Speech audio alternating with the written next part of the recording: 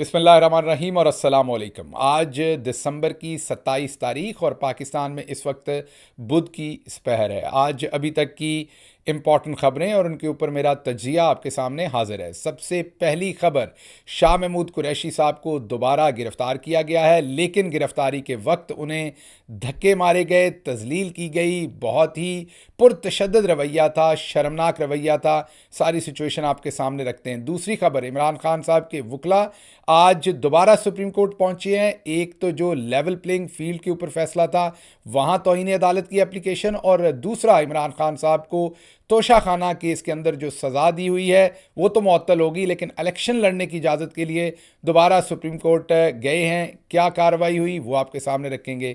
तीसरी खबर आपके सामने जो रखेंगे वो है जावेद चौधरी के नक्शे कदम पर चलते हुए अब सुहेल वड़ाइच साहब ने फैसला किया है कि उन्होंने भी अपने आप को एक्सपोज करना है। बड़े नाम थे ये पाकिस्तान की सहाफ़त के, पता नहीं क्या हो गया कि अपने आप को पूरी कौम के सामने एक्सपोज करना चाहते हैं सारे मामले के अंदर। पता भी है कि अब सोशल मीडिया है, माफ़ी नहीं मिलनी, लोगों ने उधेड़ के रख देना है, लेकिन उसके बावजूद लगे हुए हैं दिन रात। ये क्या माजरा है ये आपके सामने रखते हैं। आखिरी खबर आपके सामने एक और इंटरेस्टिंग खबर रखेंगे, देखते हैं कि उसकी जगह बनेगी व्लॉग में या नहीं। अगर बनी तो उसको भी आपके सामने रखेंगे। पहली खबर की तरफ आते हैं जी। पहली खबर है कि आज शाह महमूद कुरैशी साहब को दोबारा से गिरफ्तार किया गया है। उनको अडयाला जेल, जब सुप्रीम कोर्ट ने, आपको याद होगा कि साइफर केस के अंदर सुप्रीम कोर्ट उन्हें ज़मानत दे चुकी है, और पहले तो उनकी ज़मानत का जो ऑर्डर था उसको कई दिन तक जेल नहीं पहुंचने दिया गया। आपको पता है ये फ़ैसला बहुत दिन पहले हो चुका है, हफ्ता होने को है इस फैसले को हुए और अब हफ्ते के बाद जब उनके ऑर्डर्स अडयाला जेल पहुंचे तो उनको रिहा करने की बजाय कल 3 MPO का एक ऑर्डर रावलपिंडी के डिप्टी कमिश्नर से निकलवा दिया गया। आज जब वो जेल से निकले तो साथ ही उन्हें गिरफ्तार करने के लिए पुलिस पहले से वहां मौजूद थी। गिरफ्तारी तो अपनी जगह है, लेकिन आप फुटेज में देख सकते हैं कि किस तरीके से शाह महमूद कुरैशी साहब को धक्के मारकर गिरफ्तार किया गया। आइए आपको पहले फुटेज दिखाएं, उसके बाद इस पर तबसरा करते हैं। तो आपने खुद फुटेज के अंदर देखा कि किस तरीके से शाह महमूद कुरैशी को ना सिर्फ धक्के मारे गए, तज़लील की गई, और तमाम पॉलिटिकल, सियासी, अखलाकी रवायात ना उम्र का तकाजा देखा गया। शाह महमूद कुरैशी जो हैं वो बहुत देर से कमर की मर्ज़ में, कमर के आर्जे में मुब्तला है। उन्हें लोअर बैक पेन बहुत शदीद होती है, अक्सर उन्हें चलने फिरने में भी तकलीफ़ होती है, और ये वो शहबाज शरीफ वाली पेन नहीं होती। ये जेनुअनली शाह महमूद कुरैशी को, मैंने, क्योंकि हमने इकट्ठे काम किया हुआ है, his situation get very worse, और उनके लिए चलना फिरना भी मुश्किल हो जाता है, इस कदर उनको बैक की तकलीफ होती है। और आज जिस तरीके से पुलिस उन्हें इस उम्र के अंदर, इस ओहदे पे रहने के बाद, इस सियासी एहतराम के बाद, पाकिस्तान तहरीक इंसाफ के वाइस चेयरमैन हैं, मुतअद्दिद बार वज़ीर रह चुके हैं, फॉरेन मिनिस्टर हैं, मोतबर शख्सियत हैं, उसके बावजूद जिस तरीके से धक्के मारकर तज़लील करके उनको गिरफ्तार किया गया, मेरा ख्याल है पाकिस्तान में इस तरह की पहले चीज़ें आपको देखने में नहीं मिलती। बहरहाल मकसद क्या है ये तज़लील करने का? मकसद पैगाम पहुंचाने का है जो मुल्क के अंदर सियासतदान है उनको, कि जो right side of the history खड़े होने की कोशिश करेगा, जो भी कोशिश करेगा कि उसने असूल की सियासत करनी है, किसी नज़रिए की करनी है, जो भी चौधरी निज़ामुद्दीन की बात नहीं मानेगा और चौधरी निज़ामुद्दीन की बात के खिलाफ जाके खड़ा हो जाएगा सियासी तौर पर, उसको फिर इसी तरीके से उसकी तज़लील की जाएगी, धक्के मारे जाएंगे, और उसको ये सबक सिखाया जाएगा कि आइंदा कोई और जुर्रत ना करे कि निज़ामुद्दीन साहब की ख्वाहिश के खिलाफ वो अपना कोई पॉलिटिकल फैसला करे। अब शाह महमूद कुरैशी साहब का कसूर सिर्फ इतना है इस टाइम, जो कुछ उनके साथ हो रहा है, कि वो अपनी मर्जी का अपना सियासी फैसला करना चाहते हैं।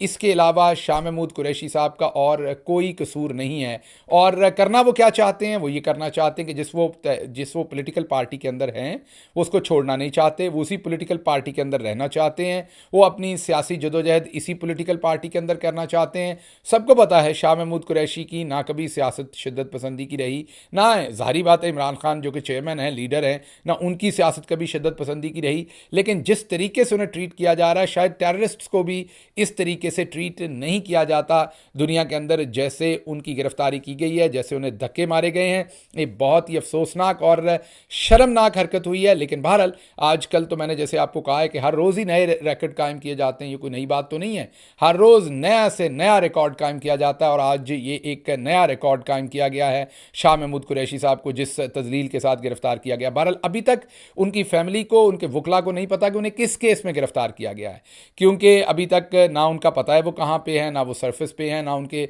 वकला और फैमिली को पता है कि उन्हें कहाँ ले जाया गया है, किस केस में गिरफ्तार किया गया है। ये भी अनोखे वाक़े हो रहे हैं। अच्छा जी, दूसरी खबर, आज इमरान खान साहब के वकला आज गए हैं दोबारा से सुप्रीम कोर्ट के अंदर, और वहाँ पर वो दो केसेस को लेके गए हैं। एक तो जो लेवल प्लेइंग फील्ड का फैसला दिया था, सुप्रीम कोर्ट ऑफ पाकिस्तान ने फैसला दिया था कि पाकिस्तान तहरीक इंसाफ को और तमाम जमातों को लेवल प्लेइंग फील्ड दी जाए। इलेक्शन के अंदर ये जो लोगों के कागजात नामजदगी छीने जा रहे हैं, तायीद और तजवीज़ कुनंदा जो है वो गिरफ्तार किए जा रहे हैं और गायब किए जा रहे हैं, तशद्दुद किया जा रहा है, ये ना हो। और तमाम पॉलिटिकल पार्टीज़ को यकसा मौका होना चाहिए इलेक्शन लड़ने का। यकसा मौका तो दूर की बात है, अदालत के उस फैसले के बाद जिस तरीके से पंजाब की हुकूमत ने, पंजाब की पुलिस ने, बाकी दूसरे सूबों में भी जिस तरीके से धज्जियां उड़ाई गई हैं, उसकी कोई मिसाल नहीं मिलती।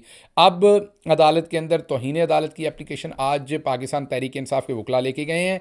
उनका पॉइंट ऑफ व्यू अदालत के सामने ये था कि तौहीन अदालत की गई है, इसलिए हमें रिलीफ दिया जाए इसमें, इसलिए हमें जो जो जो लेवल प्लेइंग फील्ड है वो मैसर करवा के दी जाए।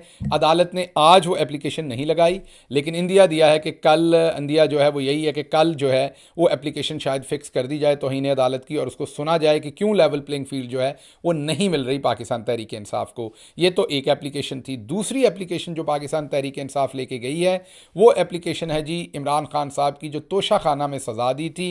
आपको पता ही है कि वो जिस तरीके से जज दिलावर ने एक जाली झूठे मुकदमे में इमरान खान को जिस तरीके से कानून के तमाम तकाजे तोड़ते हुए जिस तरीके से वो सज़ा दी थी, उसके बाद वो गई थी एप्लीकेशन आमिर फ़ारूक साहब के सामने। उन्होंने पहले तो उसे बहुत लंबा डिले किया, आपको पता है, बहुत ज़्यादा वक्त ज़ाया किया, और फिर आखिर पर जब उसको मुअत्तल किया भी तो सिर्फ सज़ा को मुअत्तल किया और उसमें लकूना छोड़ दिया जिसको इलेक्शन कमीशन ऑफ पाकिस्तान ने इस्तेमाल किया, और इमरान खान साहब की नाअहली का नोटिफिकेशन निकाल दिया, मतलब कि वो अगला इलेक्शन नहीं लड़ सकेंगे, ये उन्होंने नोटिफिकेशन निकाल दिया। अब इस एप्लीकेशन को लेके पाकिस्तान तहरीक इंसाफ जो है वो सुप्रीम कोर्ट में गई, लेकिन बदकिस्मती से कोई एक आध कागज़ शायद नहीं था या जो भी वजह थी, फिर दोबारा टाइम ज़ाया करने के लिए उस एप्लीकेशन के ऊपर एतराज़ात लगा दिए गए और कहा गया कि इस पर फ़लाँ डॉक्यूमेंट नहीं, हम नहीं सुन सकते। हालांकि एप्लीकेशन फ़िक्स की जा सकती है और साथ कहा जा सकता है कि फ़लाँ डॉक्यूमेंट उसकी हेयरिंग से पहले इस तरीके से प्रोवाइड कर दें। ये नहीं किया गया, एप्लीकेशन रिजेक्ट कर दी गई, नहीं ली गई, नहीं सुनी गई। मकसद ज़ाहिर बात है टाइम ज़ाया करना था ताकि इलेक्शन ना लड़ सकें इमरान खान। आज दोबारा उसको एतराज़ात दूर करके फ़ाइल किया गया है। रिक्वेस्ट की गई थी कि आज उसे फौरी एमरजेंसी में ही सुन लिया जाए, लेकिन अदालत ने ये गुजारिश नहीं मानी और कहा है कि इसे देखते हैं, फ़िक्स करते हैं। अब देखते हैं कि वो 30 दिसंबर से पहले फ़िक्स होती है या बाद में होती है, लेकिन अभी तक अदालत ने उसे फ़िक्स करने का फ़ैसला नहीं किया।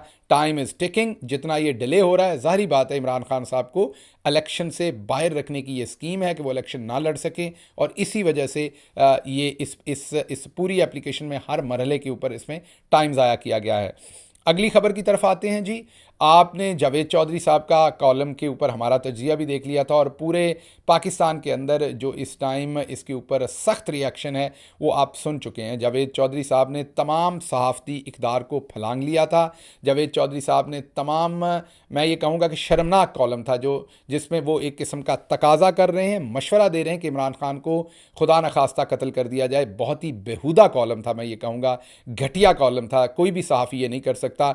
जावेद चौधरी, अब ये वक्त तो बुरा गुजर जाएगा, लेकिन जावेद चौधरी ने अपना नाम ऐसे लिखवा लिया जैसे कि वो ज़ाती दुश्मन हो पाकिस्तान तहरीक इंसाफ के, जैसे कि वो ज़ाती दुश्मन हो इमरान खान के। इवन ज़ाती दुश्मनों में भी क्लास होती है, उनमें भी कोई गैरत का मादा होता है, उनमें भी कोई सोच होती है कि ये जो हम बात लिख रहे हैं ये कैसे लिख सकते हैं। जावेद चौधरी साहब ने शेख मुजीब के साथ कंपैरिजन करते हुए ये कहा कि इमरान खान साहब का मसला तब तक हल नहीं होगा जब तक उन्हें शेख मुजीब की तरह कत्ल नहीं कर दिया जाएगा।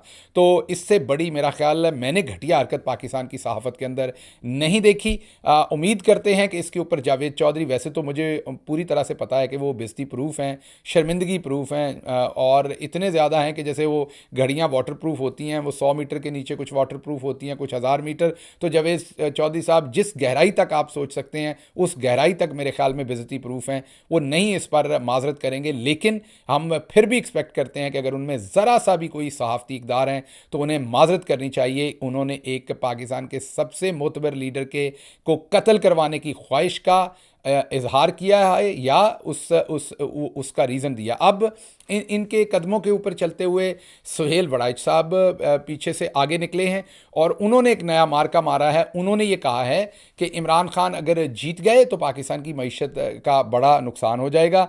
सुहेल वड़ाइच क्या कह रहे हैं ये ज़रा आप सुनिए तो आप हैरान होंगे। रियासत को खिलाड़ी खान की सियासत से गिले शिकवे तो हैं, लेकिन इससे असल ख़तरा इनको ये है कि अगर वो आ गया तो मईशत का क्या बनेगा।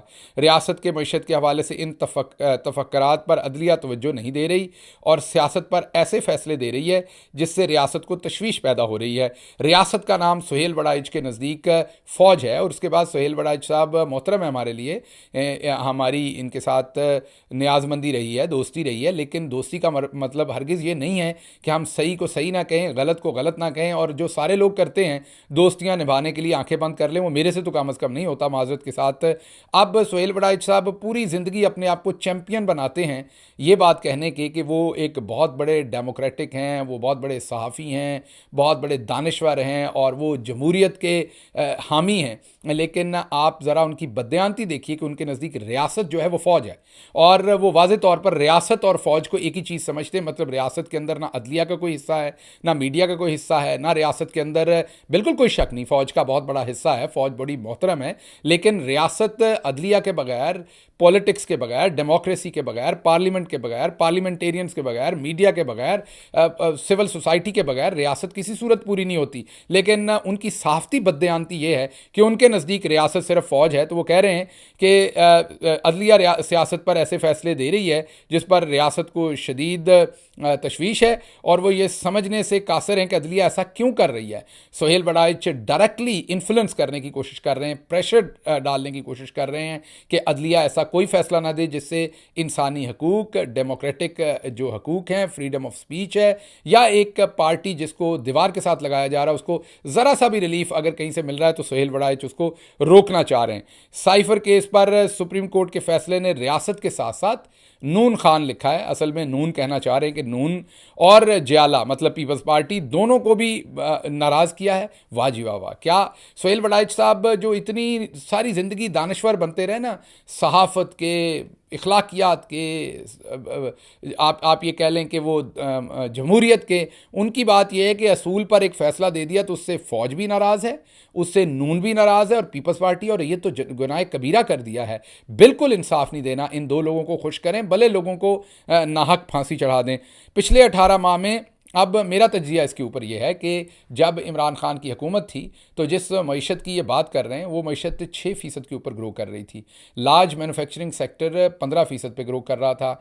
आपकी रेमिटेंसेस और आपके जो एक्सपोर्ट्स थी वो दोनों बढ़ गई थी और 30-30 अरब को क्रॉस कर गई थी। पहली दफ़ा पाकिस्तान की हिस्ट्री में ऐसा हुआ कि आपकी तरसीलात भी बढ़ी इस स्पीड से और आपकी एक्सपोर्ट भी बढ़ी।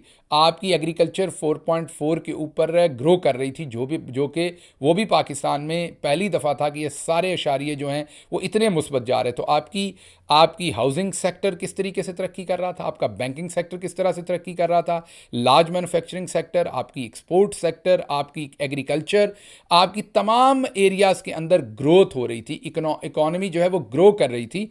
और अब क्या हुआ है, अब पिछले 18 माह में तरसीलात ज़र जो हैं वो तकरीबन 6 अरब डॉलर गिर चुकी हैं, एक्सपोर्ट नीचे आ गई है, डॉलर ना होने की वजह से इंपोर्ट बंद हो चुकी है। इंडस्ट्री के बंद होने की निशानी यह है कि बिजली की खपत कम हो गई है और हमने उसके पैसे सारे देने हैं, कैपेसिटी पेमेंट, इसलिए अब बिजली महंगी होगी अगर हम कम इस्तेमाल करेंगे। गर्दिशी कर्जा आसमान से बातें कर रहा है, बैरूनी सरमायाकारी बराए नाम भी नहीं है। ये माइशत चलाई है नाम नहाद रियासत ने, वो रियासत जिसके दिलदादा हैं सुहेल वड़ाइच। अब आज के बाद अगर सुहेल वड़ाइच अपने आप को कभी जमहूरियत पसंद कहेंगे तो ये मानना थोड़ी सी ज़्यादती होगी। तो चले, अच्छा है ये लोग अपने आप को एक्सपोज कर रहे हैं। सुहेल वड़ाइच, मैंने पहले भी कहा कि मेरा ज़ाती उनके लिए एहतराम है, लेकिन ज़ाती दोस्ती जो है, बरादरी भी है, दोस्ती भी है, एहतराम भी है, लेकिन मैं इंटेलेक्चुअल बदयांती दूसरे बहुत सारे लोगों की तरह नहीं कर सकता। मैंने सियासत में ये देखा है कि लोग अपने अपने रिश्ते बचाते हैं, अपनी दोस्तियां बचाते हैं, और जो दुरुस्त बात होती है वो नहीं करते, क्योंकि उन्हें लगता है कि इससे रिश्ता और दोस्ती ख़राब हो जाएगी। तो मैं सुहेल वड़ाइच साहब के साथ जो ज़ाती न्याज़मंदी है उसकी कुर्बानी दे रहा हूँ, लेकिन सच को सच कहना पड़ेगा। और मैं ये झूठ और मुनाफकत नहीं कह सकता कि वो सिर्फ फ़ौज को रियासत समझते हैं। इस टाइम वो अदलिया के ऊपर प्रेशराइज कर रहे हैं, वो जो पाकिस्तान तहरीक इंसाफ को कोई इंसाफ की छोटी सी किरण मिल रही है उसके खिलाफ खड़े हैं। मतलब कि इस टाइम सुहेल वड़ाइच जो हैं वो गासिब के साथ खड़े हैं, सुहेल वड़ाइच जो हैं जालिम के साथ खड़े हैं, मजलूम के खिलाफ के साथ खड़े हैं। खड़े भी क्यों ना हो, सुहेल वड़ाइच साहब के करीबी अजीज़ जो हैं वो इस टाइम पंजाब की कामीना में सुनने में आया है वज़ीर हैं, बहुत ही करीबी इनके रिश्तेदार, बहुत ही करीबी, ऐसे ही समझिए कि इनके जैसे इनके बाजू होते हैं, इतनी करीबी रिश्तेदारी मैंने सुना है। और वो इस टाइम पंजाब की काबीना के अंदर वो निगरान वज़ीर हैं। सुहेल वड़ाइच साहब डिफेक्टो तरीके से पीछे बैठ के ज़ाहिरी बात है वजारत के मज़े लूट रहे होंगे। तो फिर यही जमहूरियत चाहिए, यही रियासत है हमारे दानिश्वरों के लिए, यही जमहूरियत है जिसमें इनका ज़ाती फ़ायदा हो। बाकी ना यहाँ पर कोई जमहूरियत है, ना रियासत है, ना कोई परवाह है। इसके साथ ही मुझे इजाज़त दीजिए। अल्लाह आपका हामी नासिर हो। पाकिस्तान जिंदाबाद।